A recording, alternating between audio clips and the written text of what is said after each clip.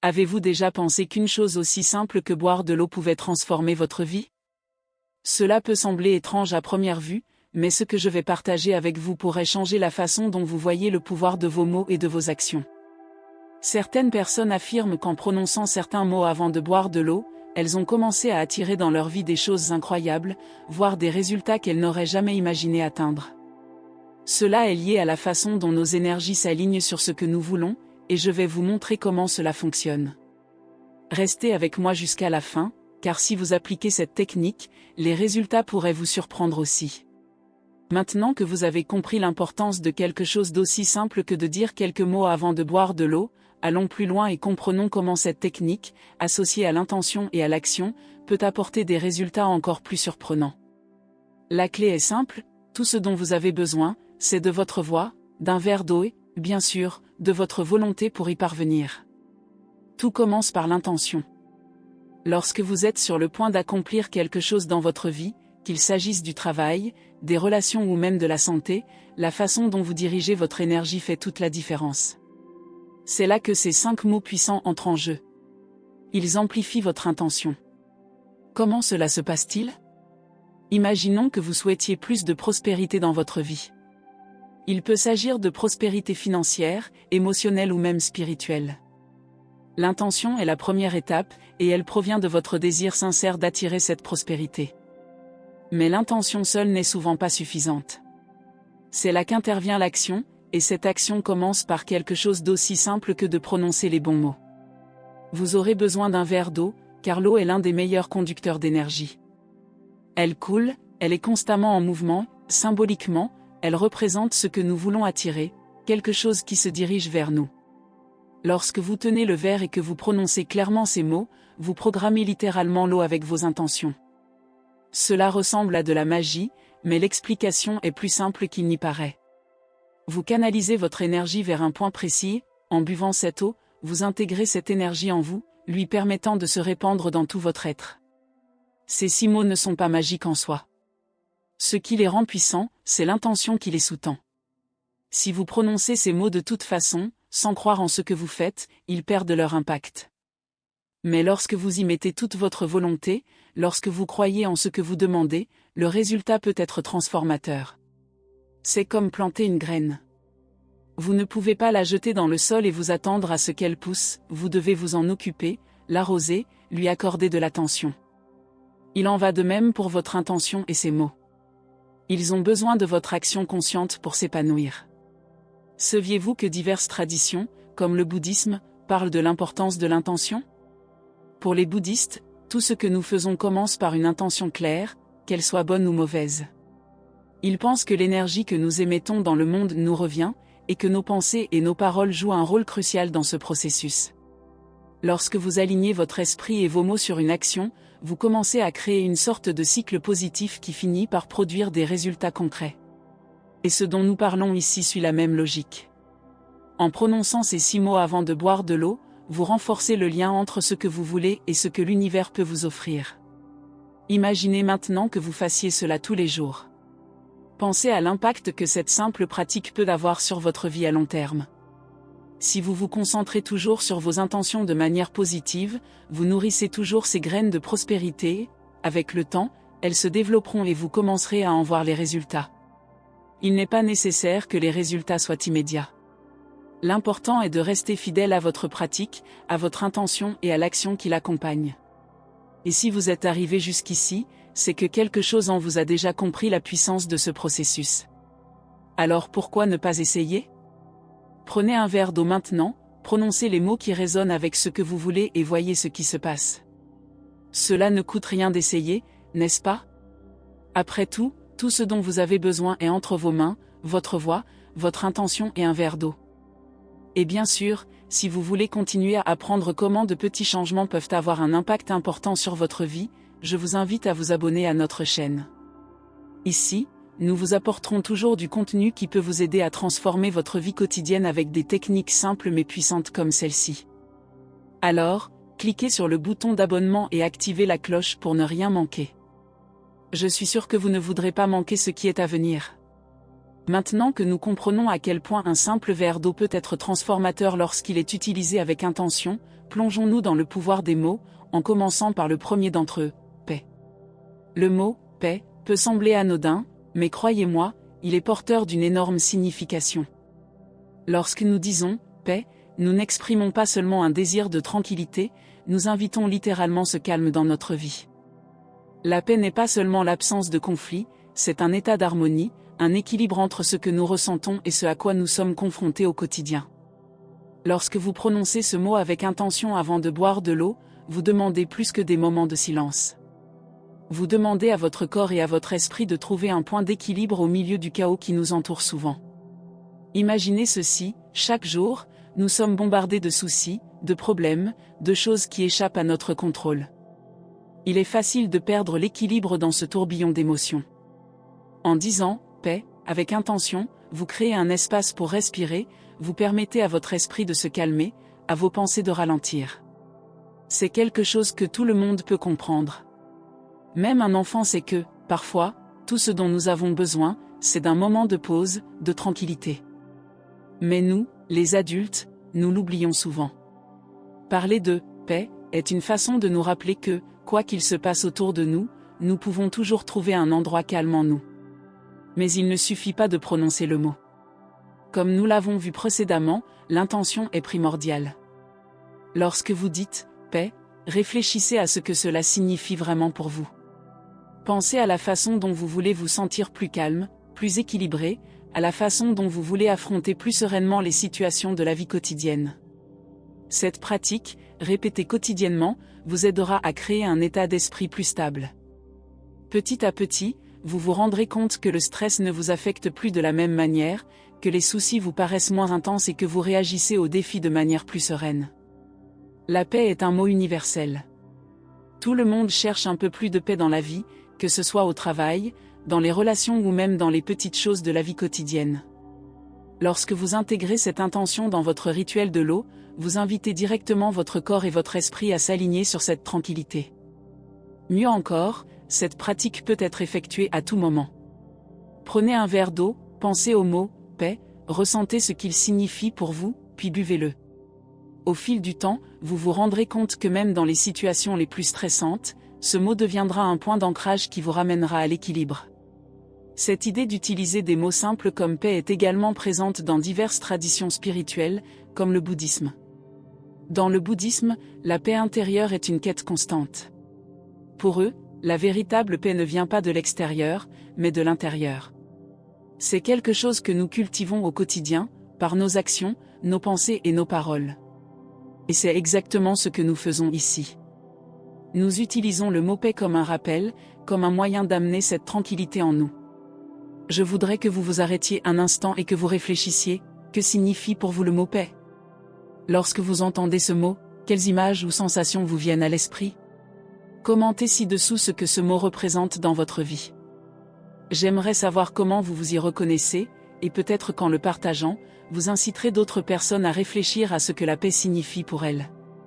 Maintenant que vous avez compris l'importance de commencer par la paix, et la façon dont elle apporte le calme et l'équilibre dans votre vie, parlons du mot suivant, santé. Ce mot est essentiel car il ne s'agit pas seulement de l'absence de maladie, mais de quelque chose de beaucoup plus profond.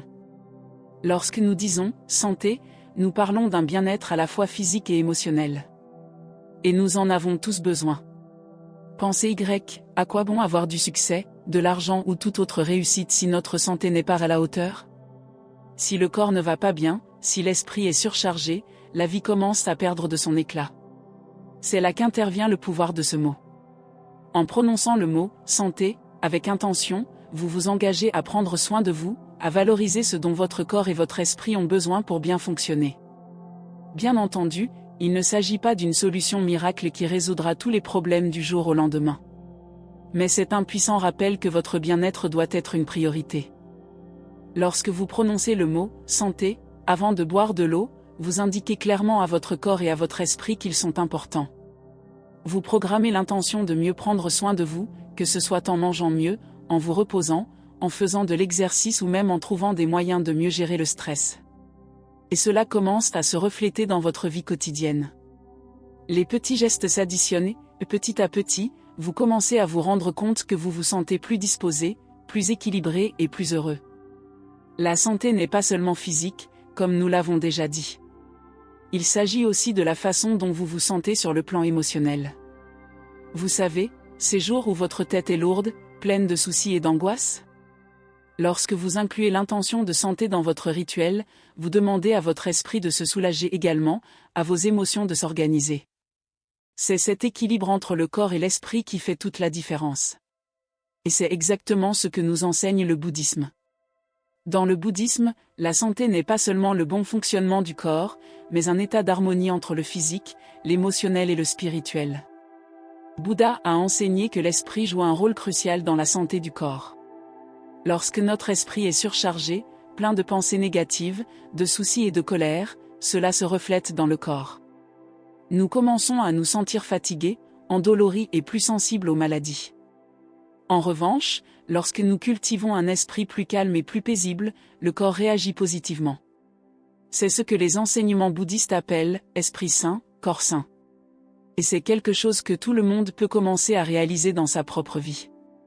Lorsque vous êtes plus calme, que vos soucis s'estompent, il semble que même votre énergie revienne, n'est-ce pas? Vous ne vous sentez pas si fatigué, votre corps est plus léger. Cette pratique qui consiste à dire « santé » avant de boire de l'eau est une façon de mettre ce principe en pratique. Vous demandez consciemment à votre corps et à votre esprit de travailler ensemble pour vous apporter du bien-être. Une autre chose intéressante que le bouddhisme nous apprend sur la santé est l'importance de la pleine conscience. Il s'agit d'être présent dans l'instant, de prêter attention à ce que vous dit votre corps. Nous ignorons souvent les signes évidents qui nous indiquent que nous sommes accablés. Combien de fois avez-vous ressenti un mal de tête ou une fatigue et l'avez-vous repoussé sans y prêter attention? Le problème, c'est qu'avec le temps, ces petites ignorances peuvent se transformer en quelque chose de plus grave. Dans le bouddhisme, la pratique de la pleine conscience consiste à prendre soin de soi dans l'instant présent, avant que les problèmes ne s'aggravent. En disant « santé » et en buvant votre eau avec cette intention, vous mettez en pratique la pleine conscience. Vous vous rappelez que votre corps a besoin de soins, que votre esprit a besoin de repos. Et ce qui est étonnant, c'est que, petit à petit, ce rituel devient automatique. Vous commencez à être plus attentif à ce que vous ressentez au quotidien, vous commencez à faire de petits changements pour améliorer votre bien-être. Et tout cela parce que vous avez décidé de vous concentrer sur votre santé chaque jour. Et une chose importante, le mot « santé » peut aussi vous aider à créer une relation plus douce avec vous-même. Nous sommes souvent nos plus grands détracteurs. Nous nous imposons trop de contraintes, nous exigeons plus que nous ne le devrions, et cela affecte notre santé mentale et physique.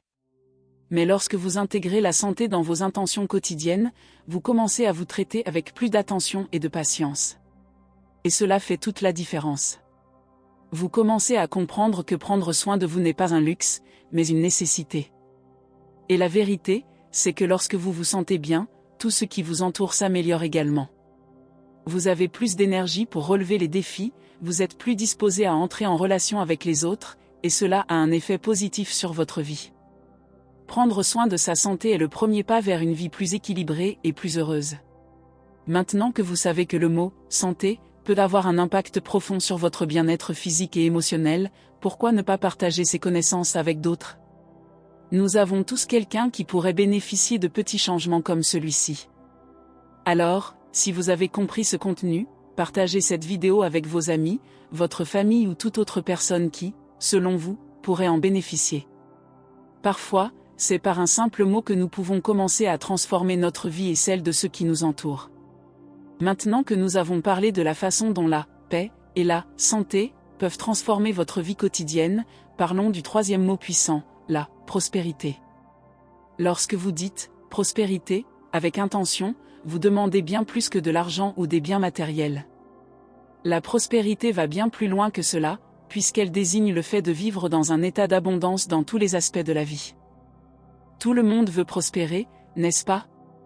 Mais la prospérité ne consiste pas seulement à accumuler des choses, mais aussi à se sentir bien dans ce que l'on a et à être ouvert à l'idée d'en recevoir davantage. Lorsque vous prononcez le mot « prospérité », avant de boire de l'eau, vous alignez votre énergie sur cette idée d'abondance. Et ici, l'abondance peut signifier plusieurs choses, il peut s'agir de plus d'opportunités au travail, de meilleures relations, de plus d'amour, de plus d'épanouissement personnel. Bien sûr, il peut aussi s'agir d'avoir le confort financier que l'on souhaite. Le fait est que la prospérité commence dans l'esprit. Lorsque vous pensez à la pénurie, au manque, à la peur de perdre ce que vous avez, vous vous fermez aux possibilités.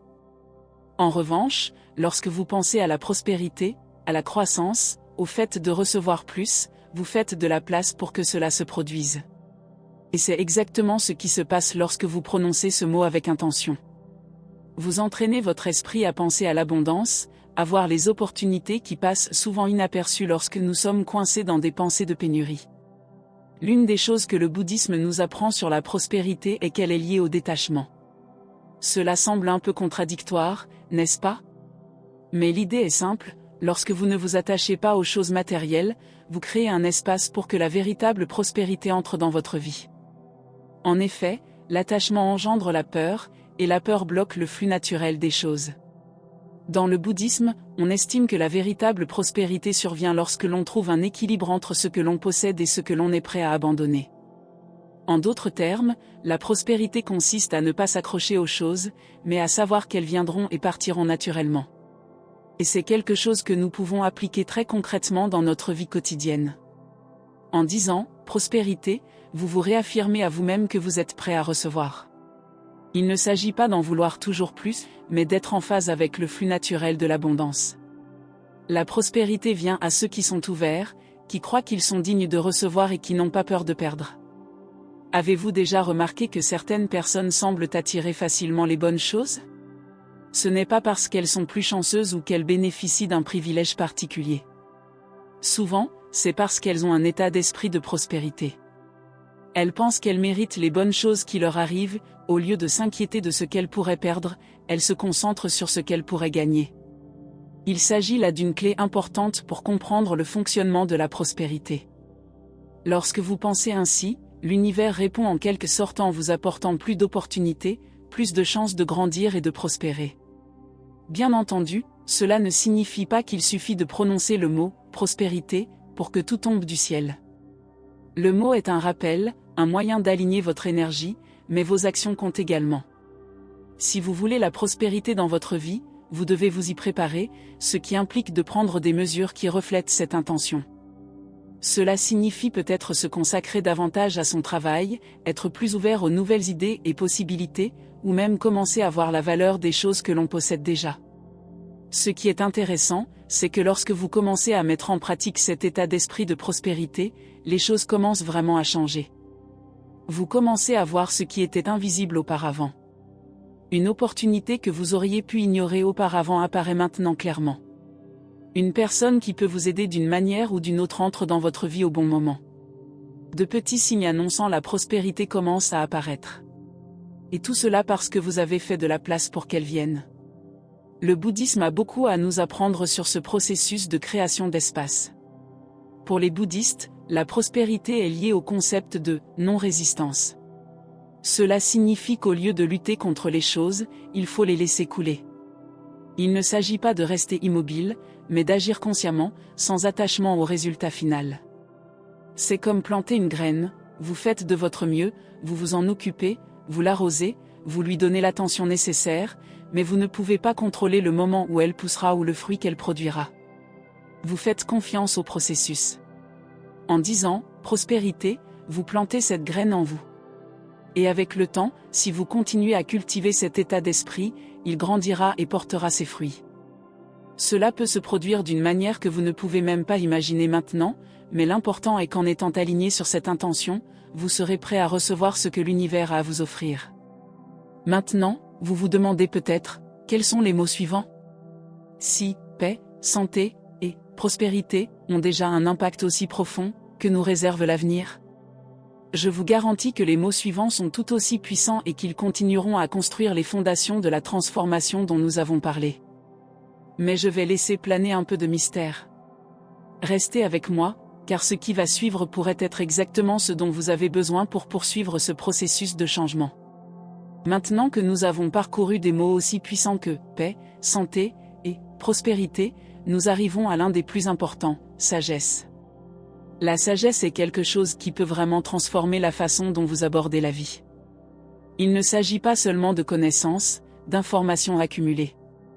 La sagesse est bien plus que cela. Elle implique la capacité d'appliquer ce que vous savez de manière pratique, de prendre de meilleures décisions, de vous comprendre et de comprendre le monde qui vous entoure de manière plus approfondie. Lorsque vous prononcez le mot « sagesse » avec intention, vous demandez plus de clarté pour relever les défis de la vie quotidienne. Car, si nous sommes honnêtes, nous sommes tous confrontés à des moments où nous ne sommes pas sûrs de la meilleure décision à prendre. Parfois, le chemin semble flou et nous sommes pris par le doute.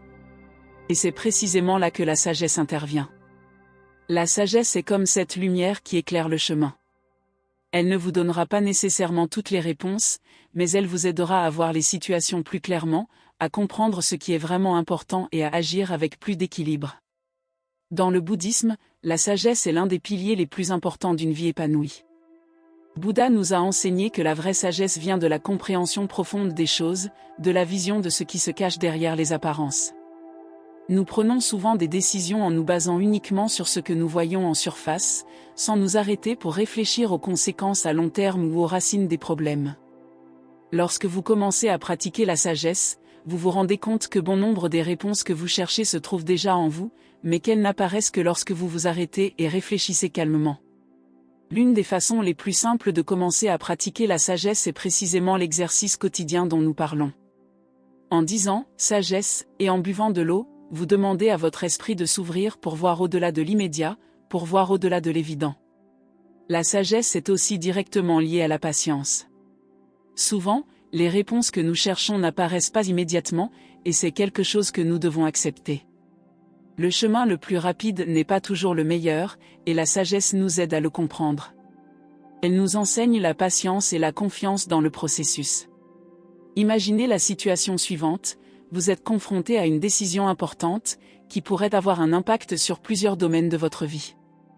Sans sagesse, il est facile d'agir de manière impulsive, de décider en fonction des émotions du moment ou de la pression extérieure. Mais lorsque vous pratiquez la sagesse, vous prenez du recul, vous respirez profondément et vous regardez la situation plus clairement. Vous commencez à voir des détails qui, dans le feu de l'action, seraient peut-être passés inaperçus. Et souvent, cette simple pause, ce simple moment de réflexion, peut tout changer. La sagesse ne consiste pas à être parfait ou à ne jamais faire d'erreurs. Nous commettons tous des erreurs, et cela fait partie du processus d'apprentissage. Ce que la sagesse fait, c'est vous aider à apprendre de ces erreurs, à ne pas répéter les mêmes schémas, à prendre des décisions plus conformes à ce que vous voulez vraiment pour votre vie.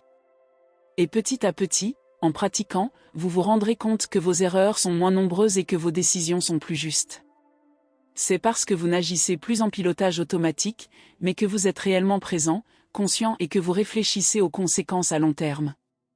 Dans le bouddhisme, un concept très intéressant lié à la sagesse est celui de l'impermanence. Tout change dans la vie, tout est en constante transformation, et la sagesse nous aide à l'accepter plus sereinement. Nous souffrons souvent parce que nous voulons que les choses restent les mêmes, parce que nous avons peur du changement.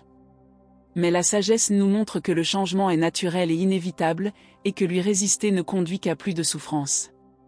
Lorsque nous acceptons l'impermanence, nous sommes mieux préparés à faire face aux transitions de la vie, qu'elles soient grandes ou petites.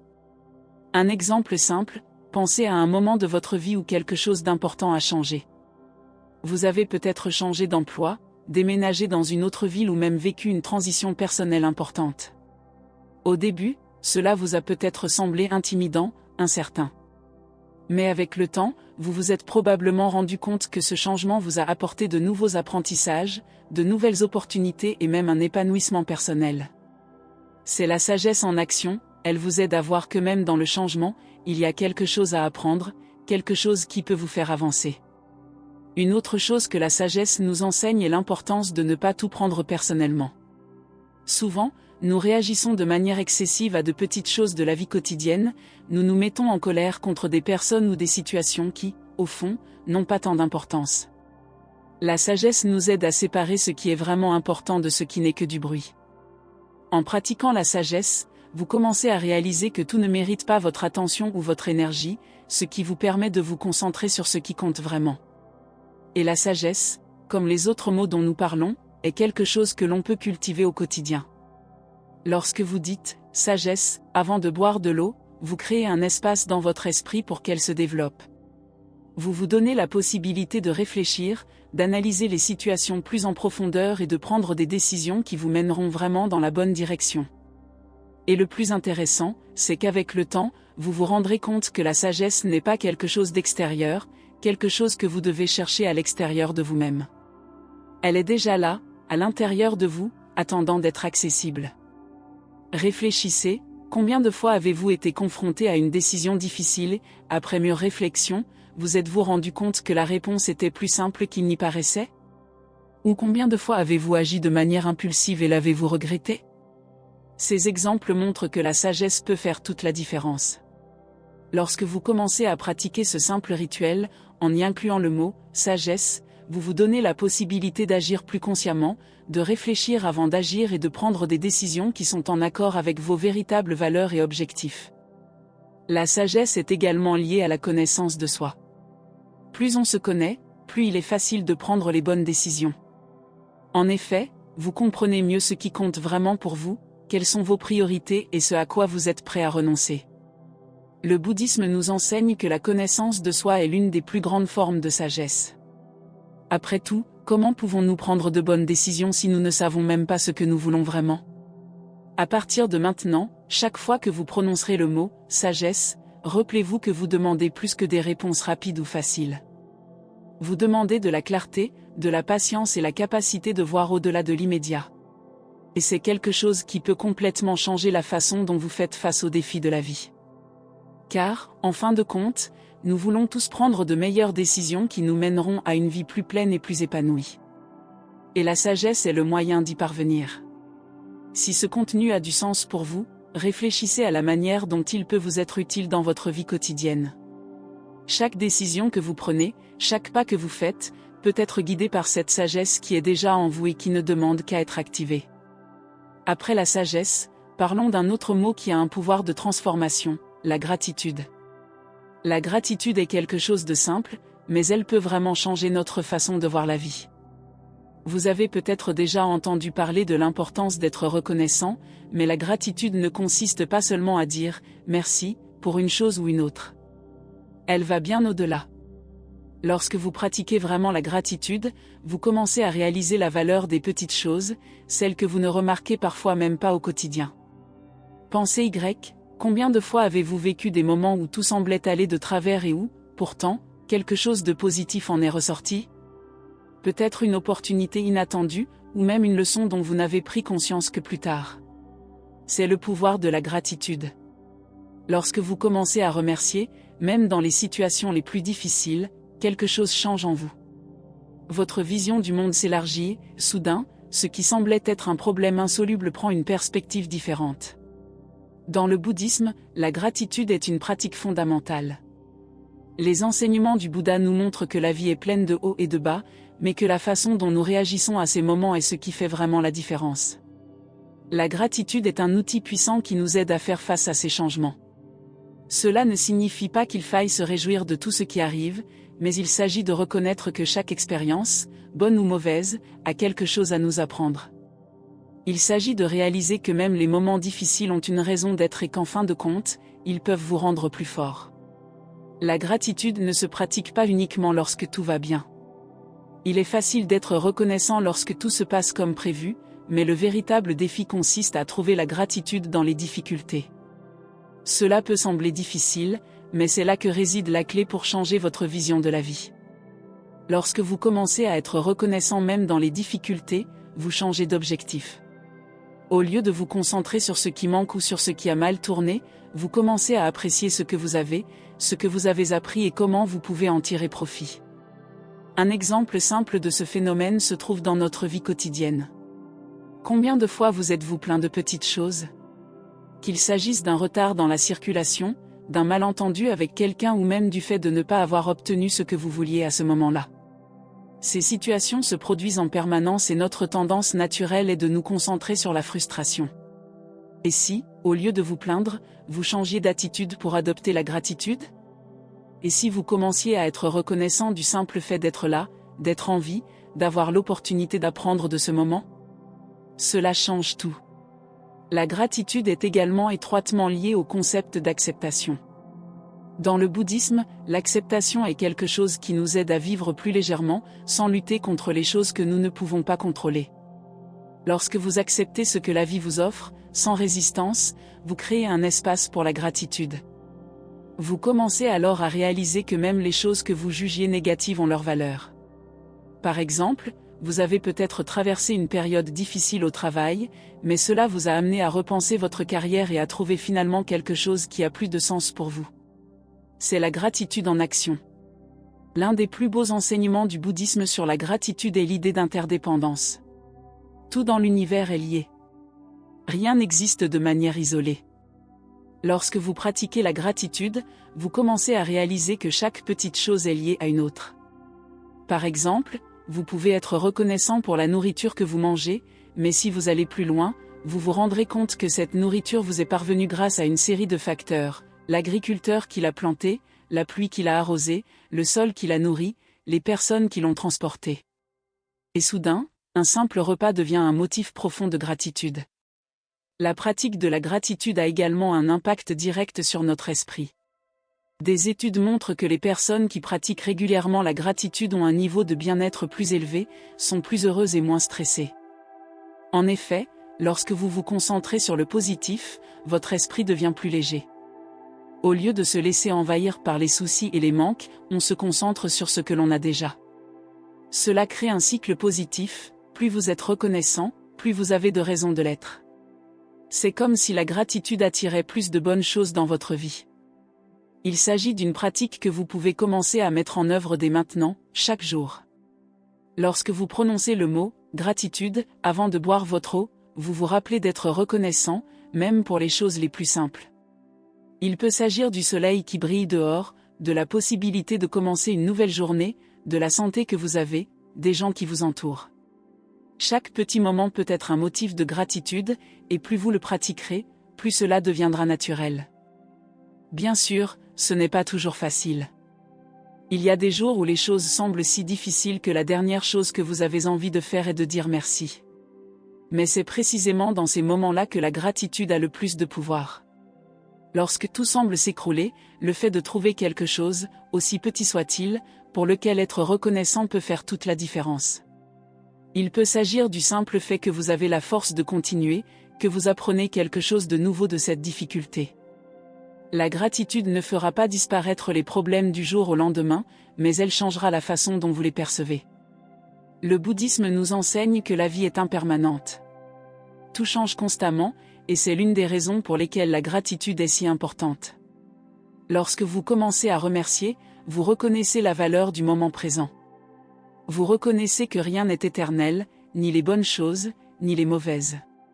Cela vous aide à vivre avec plus de présence, à profiter de chaque instant, sans trop vous attacher à ce qui est passé ni vous inquiéter excessivement de ce qui est à venir. Cette pratique de la gratitude n'a pas besoin d'être complexe. Il n'est pas nécessaire de faire de grands gestes ou d'organiser des cérémonies. Il suffit parfois de s'arrêter une minute et de dire à haute voix ou mentalement « gratitude » pour quelque chose qui s'est produit dans votre journée. C'est suffisant pour commencer à déplacer votre attention et à attirer plus de positivité dans votre vie. Maintenant, je veux que vous pensiez à quelque chose dont vous êtes reconnaissant en ce moment. Il peut s'agir de quelque chose de grand, comme une réussite récente, ou de quelque chose de petit, comme une conversation agréable que vous avez eue aujourd'hui. Pendant que vous faites cela, remarquez comme votre esprit commence déjà à changer, comme le simple fait de reconnaître les bonnes choses que vous avez vous apporte un sentiment de calme, de satisfaction. La gratitude est l'un des secrets les plus simples mais les plus puissants pour mener une vie plus heureuse et plus épanouissante. Et tout comme les autres mots dont nous avons parlé jusqu'à présent, elle a le pouvoir de transformer votre réalité. Car, en fin de compte, la gratitude vous fait réaliser que la vie, avec toutes ses imperfections, est encore pleine de choses dont il faut être reconnaissant. Lorsque vous cultivez cette pratique, vous commencez à attirer plus de bonnes choses et vous réalisez que, même dans les moments les plus difficiles, il y a toujours une raison d'être reconnaissant. Maintenant que nous avons parlé de l'importance de la gratitude et de l'impact qu'elle peut avoir sur votre vie, je vous invite à poursuivre cette pratique au quotidien. Chaque matin, avant de boire votre eau, dites « gratitude » et réalisez comment, Petit à petit, ce simple mot peut commencer à transformer votre façon de voir le monde.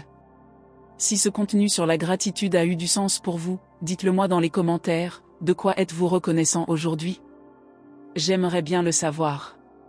Et tant que nous sommes sur cette note positive, assurez-vous d'être déjà abonné à la chaîne pour ne manquer aucune des vidéos à venir. Si vous avez aimé, laissez un like et partagez cette vidéo avec quelqu'un qui bénéficiera également de cette pratique.